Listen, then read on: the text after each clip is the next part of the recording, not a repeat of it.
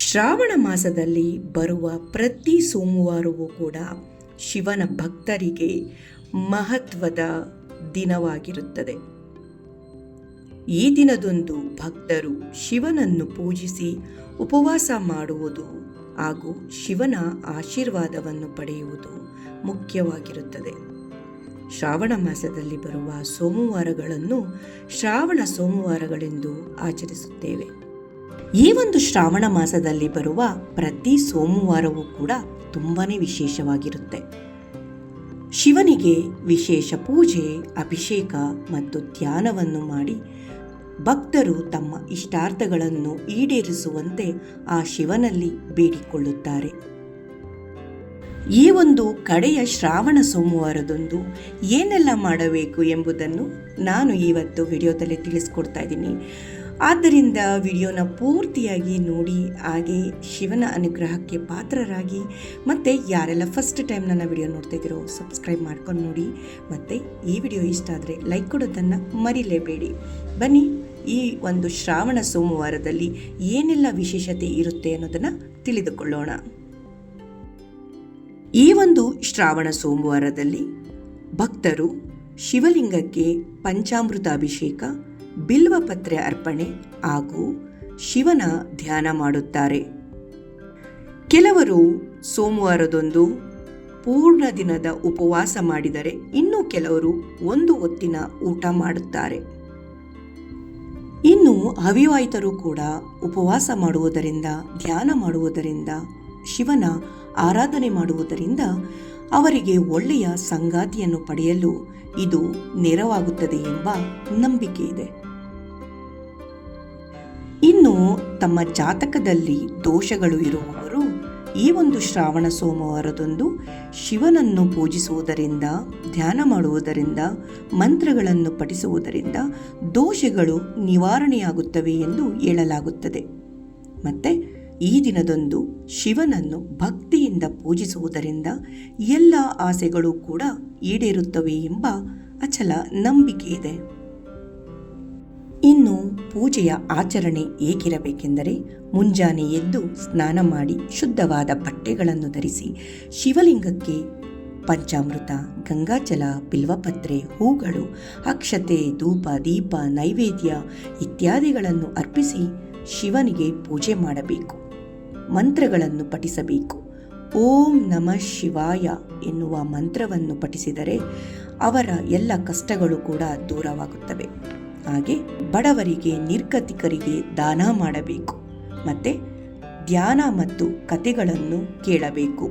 ಶಿವನ ಪುರಾಣ ಅಥವಾ ಶಿವನ ಕಥೆಗಳನ್ನು ಕೇಳಬಹುದು. ಈ ಒಂದು ಶ್ರಾವಣ ಸೋಮವಾರದಂದು ಶಿವನಿಗೆ ಏನೆಲ್ಲ ಮಾಡಬೇಕು, ಪೂಜೆ ಹೇಗೆ ಮಾಡಬೇಕು, ಹೇಗೆ ಮಾಡಿದರೆ ಶಿವನಿಗೆ ಪ್ರಿಯವಾಗುತ್ತದೆ ಎಂಬುದನ್ನು ತಿಳಿಯೋಣ ಬನ್ನಿ. ಶಿವನಿಗೆ ಪ್ರಿಯವಾದ ಬಿಲ್ವಪತ್ರೆ, ರುದ್ರಾಕ್ಷಿ, ಭಸ್ಮ, ಗಂಗಾಜಲ ಇವುಗಳನ್ನು ಬಳಸಿಕೊಂಡು ನಾವು ಪೂಜೆ ಮಾಡಬೇಕು. ಇನ್ನು ಶಿವ ಚಾಲೀಸ, ಪಂಚಾಕ್ಷರ ಮಂತ್ರ, ಮಹಾಮೃತ್ಯುಂಜಯ ಮಂತ್ರಗಳನ್ನು ಪಠಿಸಬೇಕು. ಸಂಜೆ ಶಿವನ ದೇವಸ್ಥಾನಕ್ಕೆ ಭೇಟಿ ನೀಡಿ ಶಿವಲಿಂಗಕ್ಕೆ ಅಭಿಷೇಕ ಮಾಡಿಸಬಹುದು. ನಮ್ಮ ಸಾಮರ್ಥ್ಯಕ್ಕೆ ತಕ್ಕಂತೆ ದಾನ ಧರ್ಮಗಳನ್ನು ಮಾಡಬಹುದು. ಇನ್ನು ಈ ಒಂದು ಶ್ರಾವಣ ಸೋಮವಾರದಂದು ಶಿವನಿಗೆ ಏನೆಲ್ಲ ಇಷ್ಟವಾಗುವುದಿಲ್ಲ, ಏನೆಲ್ಲ ನಾವು ಮಾಡಬಾರದು ಎಂಬುದನ್ನು ತಿಳಿಯೋಣ. ನಾವು ಯಾವತ್ತಿಗೂ ಶಿವನ ಧ್ಯಾನದಲ್ಲಿದ್ದಾಗ ನಕಾರಾತ್ಮಕ ಯೋಚನೆಗಳನ್ನು ನಾವು ಮಾಡಬಾರದು. ಕಾಮ, ಕ್ರೋಧ, ಲೋಭ ಮುಂತಾದ ದುರ್ಗುಣಗಳನ್ನು ತ್ಯಜಿಸಬೇಕು. ಮದ್ಯಪಾನ ಮಾಡಲೇಬಾರದು. ಮಾಂಸಾಹಾರ ಸೇವಿಸಬಾರದು. ಸುಳ್ಳು ಹೇಳಬಾರದು ಮತ್ತು ಮೋಸವನ್ನು ಮಾಡಬಾರದು.